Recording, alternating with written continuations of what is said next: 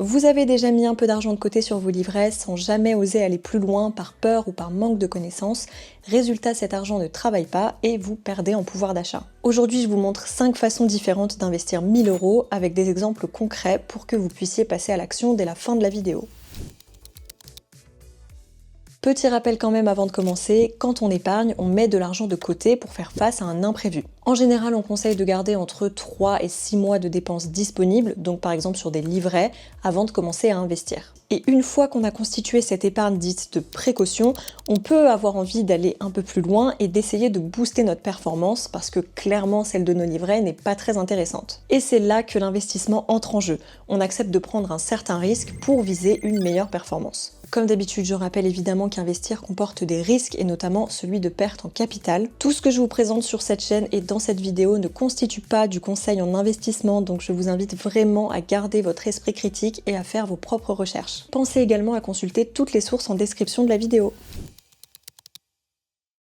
Quand on pense investissement, on pense souvent immobilier, mais avec 1000 €, soyons honnêtes, il est très difficile de démarrer un projet concret, d'autant plus quand on tient compte de tous les frais annexes qui viennent se greffer autour. Et tout ça, ça m'emmène à une façon d'investir 1000 € dont j'avais vraiment envie de vous parler aujourd'hui, les SCPI ou Sociétés Civiles de Placement Immobilier. Concrètement, c'est une manière d'investir dans l'immobilier de manière fractionnée, donc sans acheter un bien directement. Pour faire simple, une SCPI est une structure qui collecte de l'argent auprès de plusieurs investisseurs pour acheter et gérer un patrimoine immobilier locatif. Donc ça peut être par exemple des commerces, des bureaux, des logements, des entrepôts, etc. En tant qu'investisseur, on peut acheter des parts de cette société qui va de son côté encaisser les loyers et ensuite les redistribuer aux associés, généralement chaque trimestre. Donc c'est une façon assez simple, je trouve, de se générer un revenu complémentaire sans avoir à gérer quoi que ce soit nous-mêmes. Les SCPI existent depuis les années 60 en France, donc c'est quand même un placement assez ancien qui a déjà séduit plusieurs millions d'investisseurs. Donc là, je vais vous présenter un petit peu, selon moi, les avantages de ce placement. Le premier est clairement la mutualisation des risques, parce qu'au lieu de dépendre d'un seul bien et donc d'un seul locataire,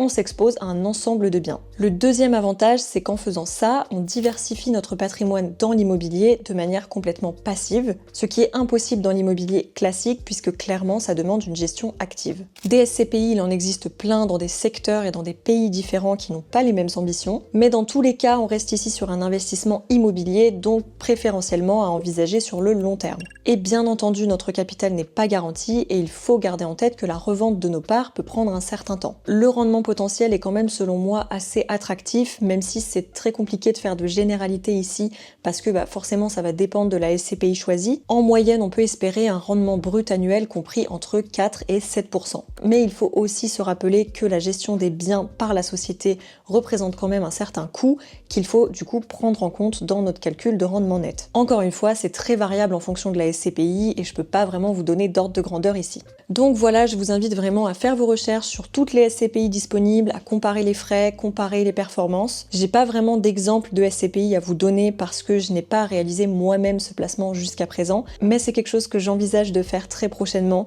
parce que si vous me connaissez, vous savez que j'aime beaucoup tout ce qui touche à l'immobilier. Je suis déjà propriétaire avec mon mari de 2 appartements, ça demande quand même une certaine gestion, même s'il y en a l'un des deux du coup qui est notre résidence principale. Donc je réfléchis pourquoi pas à me diversifier dans l'immobilier, mais de manière un peu plus passive. Je vous en reparlerai évidemment si un jour j'opte pour une SCPI.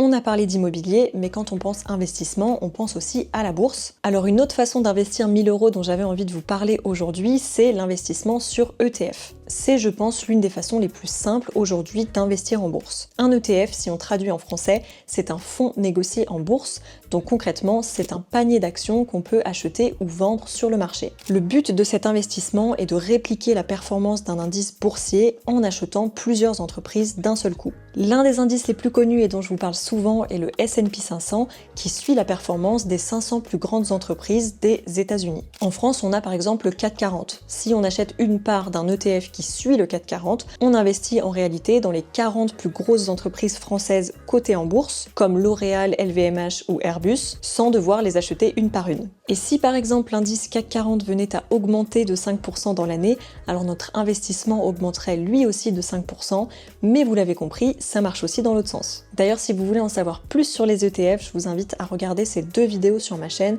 qui sont beaucoup plus détaillées sur le sujet.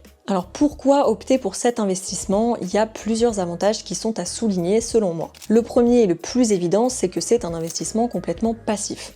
On s'expose au marché boursier sans essayer de le battre, on le suit tout simplement. Et comme historiquement les marchés boursiers ont tendance à augmenter sur le long terme, on s'attend à une bonne performance sur la durée. Et c'est particulièrement le cas si on opte pour des indices qui sont très larges comme le MSCI World ou le S&P 500. Même si, attention, les performances passées ne préjugent pas des performances futures. Le deuxième avantage, c'est qu'il s'agit d'un investissement diversifié par nature. Et cette diversification réduit aussi le risque de notre investissement. Si une entreprise chute, les autres peuvent compenser. Le risque est donc bien plus faible que si on décide d'investir dans une action en particulier.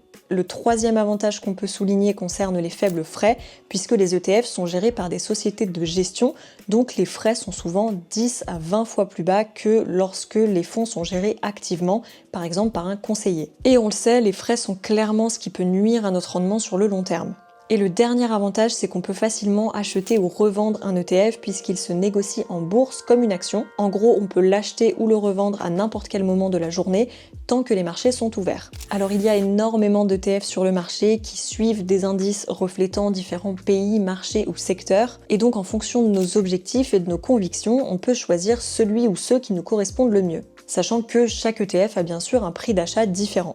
Dans la pratique, comment faire pour en acheter? En France, il est possible d'ouvrir par exemple un compte titre ordinaire ou un PEA, donc plan d'épargne en actions, qui nous permettent de détenir des actions ou des ETF. Il existe aussi d'autres manières de faire, mais on va se concentrer ici sur ces deux options. Si tu ne sais pas comment choisir entre un compte titre et un PEA, je t'invite à regarder cette vidéo dans laquelle j'explique les différentes caractéristiques des enveloppes d'investissement en France. Que ce soit pour le compte titre ou pour le PEA, il est possible d'en ouvrir auprès de la plupart des banques en ligne ou auprès d'une plateforme d'investissement par exemple. Si jamais vous avez besoin d'un petit peu d'inspiration ou que vous êtes un peu perdu, je vous mettrai dans la description des informations sur les plateformes que j'utilise ou que je trouve particulièrement intéressantes, sachant encore une fois que ce n'est pas du conseil et qu'il y a plein d'autres options disponibles. Donc une fois votre compte ouvert sur la plateforme de votre choix, c'est très simple, il vous suffit de rechercher l'ETF qui vous intéresse dans une barre de recherche et de commencer à investir dessus. Sachant que je ne peux pas vraiment vous faire de tutoriel généralisé ici puisque chaque plateforme est différente. Je vous afficherai également quelque part à l'écran quelques ETF que je trouve particulièrement intéressants, que ce soit en termes de performance ou de frais de gestion, et surtout qui sont accessibles avec un ticket d'entrée inférieur à 1000 €. Sur certaines plateformes et certaines enveloppes, il est possible d'acheter des fractions d'ETF,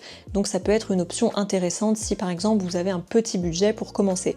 Donc voilà pour les ETF qui sont, je trouve, une très bonne manière de commencer à investir 1000 € si jamais la bourse vous intéresse.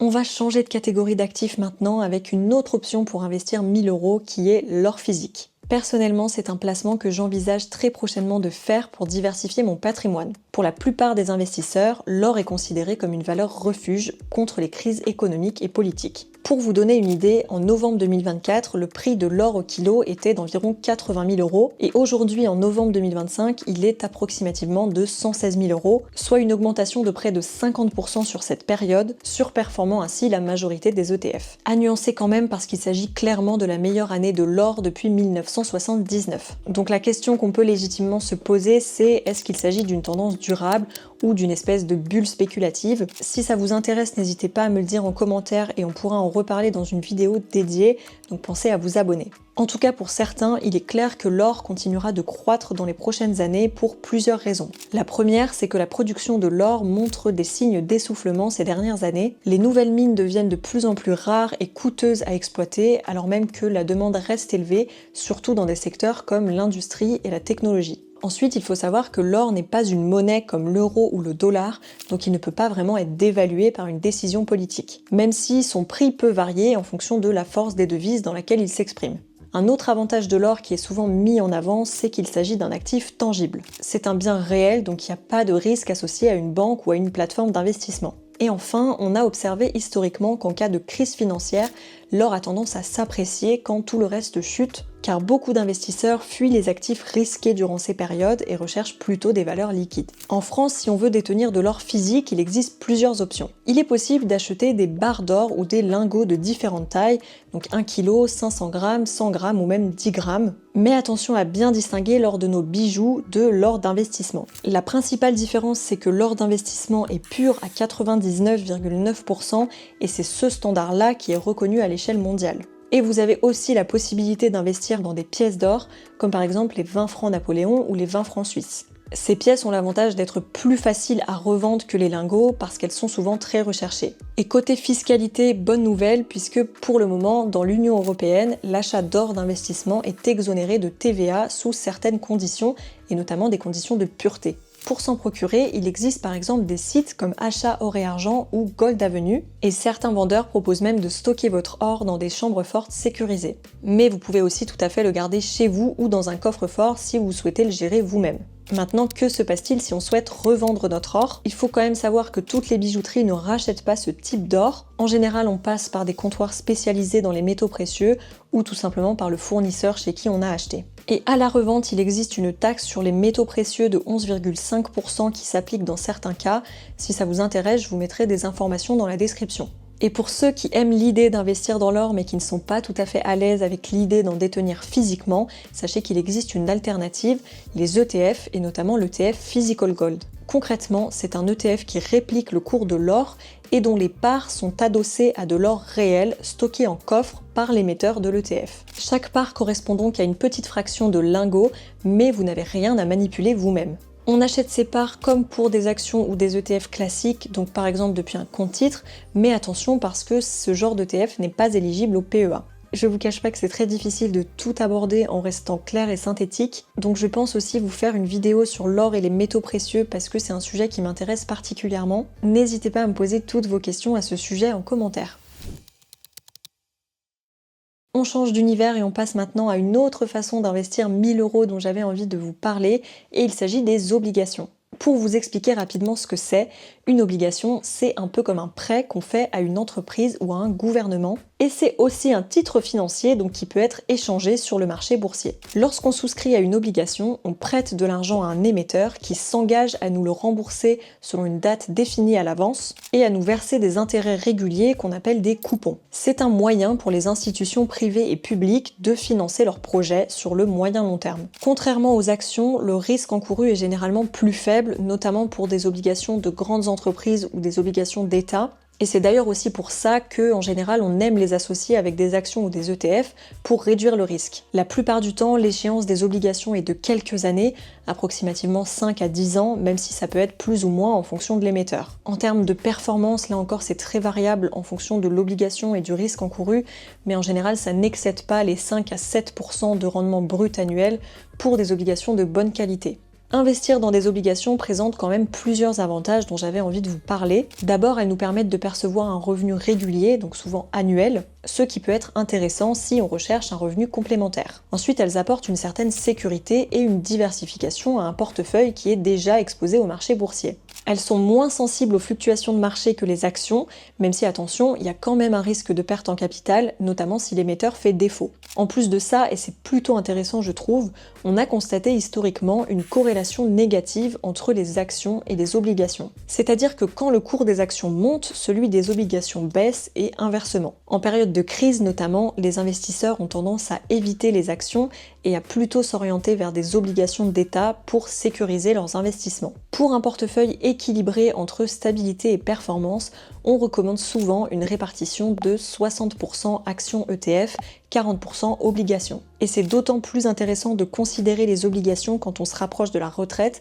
pour limiter le risque de perte. Dans la pratique maintenant, comment on fait si on a envie d'investir dans des obligations? On peut en détenir via un compte titre ordinaire classique ou par exemple une assurance vie, mais il n'est pour le moment pas possible d'en détenir sur PEA. Encore une fois, pensez à consulter la description si vous voulez connaître mes plateformes d'investissement. Petite précision quand même pour ceux que ça intéresse, il n'est pas nécessaire de conserver une obligation jusqu'à son terme. Je vous avais dit tout à l'heure que l'émetteur s'engageait à nous rembourser le prêt à une date qui était fixée à l'avance, mais si vous le souhaitez, vous pouvez quand même revendre votre action à un autre investisseur et c'est ce qu'on appelle le marché secondaire. Sur ce marché, le prix de l'obligation peut fortement varier par rapport à sa valeur nominale, donc c'est-à-dire à son prix de base, en fonction des taux d'intérêt mais aussi de la demande pour ce type d'obligation. Parfois elle se revendra plus cher et parfois moins cher, donc ça peut être plus ou moins intéressant de revendre son obligation avant l'échéance. Quand on achète une obligation via un compte titre, on peut donc soit souscrire à une nouvelle émission sur le marché primaire, soit acheter une obligation déjà en circulation sur le marché secondaire. Par exemple, si une action est vendue au prix de 1000 € avec un taux d'intérêt de 5%, elle rapportera un coupon annuel de 50 € jusqu'à l'échéance. Mais si l'obligation s'apprécie et qu'on décide de l'acheter plus tard sur le marché secondaire, par exemple à 1100 €, le rendement serait moins intéressant pour nous puisqu'on paierait plus cher tout en ayant le même coupon. Pour la revente, c'est un petit peu comme pour les ETF, ça va surtout dépendre de l'enveloppe choisie. Sur un compte titre, la plus-value est soumise à la flat tax et sur une assurance vie, la fiscalité peut être plus douce sous certaines conditions.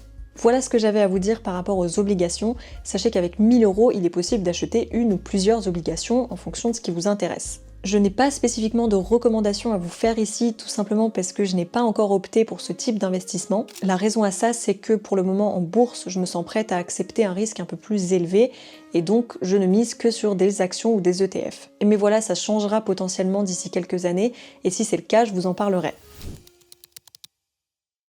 Et la dernière option dont j'avais envie de vous parler pour investir 1000 €, c'est la crypto-monnaie. C'est clairement un placement qui est plus risqué que les précédents, mais j'avais quand même envie de l'aborder. Une crypto-monnaie est une monnaie numérique qui fonctionne grâce à la blockchain. La blockchain, pour faire simple, c'est une technologie de transmission d'informations sécurisée et transparente qui fonctionne surtout sans passer par une banque centrale. Il existe actuellement plus de 10 000 crypto-monnaies sur le marché, chacune ayant ses propres caractéristiques. Parmi les plus connues, on retrouve bien sûr le Bitcoin, mais aussi l'Ethereum. Le Bitcoin est la première crypto-monnaie à avoir été mise en circulation en janvier 2009 par un créateur anonyme qui le reste encore aujourd'hui. Malgré les risques, selon moi, il y a quand même plusieurs avantages à investir en crypto-monnaie. Le premier, c'est que c'est un marché extrêmement liquide. Il est possible d'acheter ou de revendre de la crypto-monnaie 24 heures sur 24. Ensuite, selon certains investisseurs, le potentiel de croissance des crypto-monnaies est très intéressant sur le long terme. Pour vous donner un exemple, 2 ans après sa création, donc en 2011, un bitcoin valait 1 $. Et en août 2025, il a atteint une valeur record de 124 000 $. Ceci étant dit, il faut quand même bien sûr être conscient que c'est un marché qui est extrêmement volatile, avec des fluctuations possibles de 10 à 20% en une seule journée.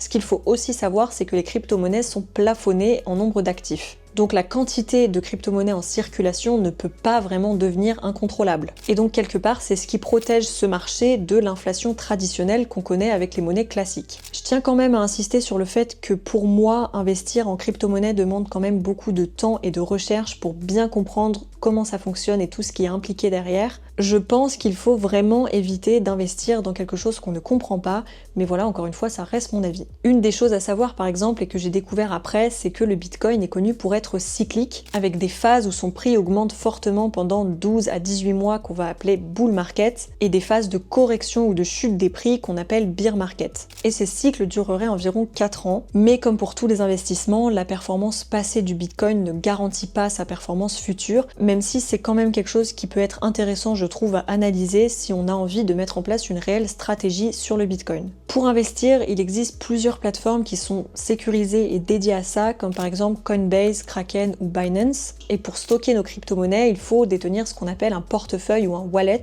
qui peut être soit délégué à la plateforme d'échange, soit externe à la plateforme pour un peu plus de sécurité. Côté fiscalité, la revente des crypto-monnaies est évidemment imposable en France et les plus-values sont soumises à la flat tax qui est de 30%. En réalité, il y a beaucoup de choses à dire sur les crypto-monnaies et moi-même je suis pas une experte dans le domaine, donc n'hésitez pas à partager votre retour d'expérience en commentaire et à me corriger si jamais j'ai fait certaines erreurs. On a fait le tour des 5 façons différentes d'investir 1000 € dont j'avais envie de vous parler aujourd'hui. J'espère que la vidéo vous aura été utile. C'était un peu dense, c'est vrai qu'il y avait quand même beaucoup de choses à dire, mais en même temps je me dis que comme ça vous aurez peut-être au moins appris une chose dans cette vidéo. Alors bien sûr, il y a plein d'autres façons d'investir 1000 €. Ça c'était vraiment 5 exemples qui me paraissaient pertinents et surtout qui me permettaient d'aborder 5 thématiques complètement différentes. Encore une fois, pensez à bien consulter la description de la vidéo. Dedans vous retrouverez toutes mes plateformes et mes bons plans pour investir, mais aussi les sources de la vidéo. Et si vous voulez connaître mon parcours en tant qu'investisseuse, je vous invite à regarder cette vidéo dans laquelle je détaille absolument tous mes investissements. Ça reste un exemple, mais ça peut vous donner une idée de par quoi on peut commencer